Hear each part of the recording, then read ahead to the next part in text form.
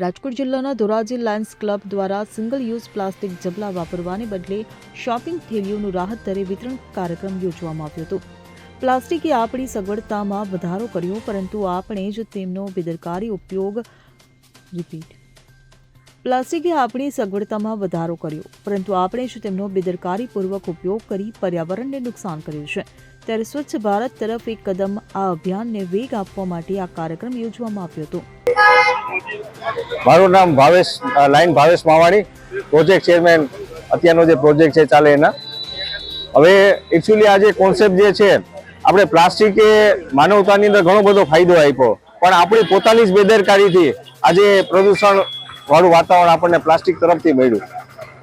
શરૂઆતમાં આપણે જ્યારે કોઈ પણ ખરીદી કરવા જતા ત્યારે આપણે કાપડની બેગ લઈને જતા, પણ દુકાનદારે પોતાના ગ્રાહકની સગવડતા વધારવા માટે જબલા પ્રથા ચાલુ કરી. પછી કોમ્પિટિશનમાં જબલા એટલા પતલા થતા ગયા કે લોકો એનો રીયુઝ કરતા નથી અને ગમે ત્યાં ફેંકી દે છે.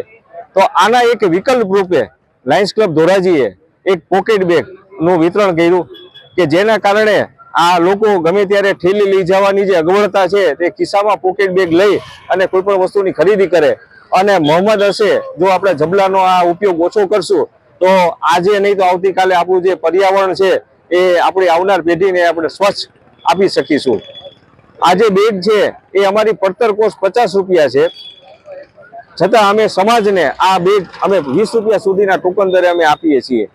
એટલે લોકો આ વસ્તુ વિશે જાગૃત થાય અને પોતાની જે માનસિકતા છે એને જ્યાં સુધી આપણે ચેન્જ નહીં કરીએ ત્યાં સુધી આપણે સ્વચ્છ પર્યાવરણ નહીં આપી શકીએ.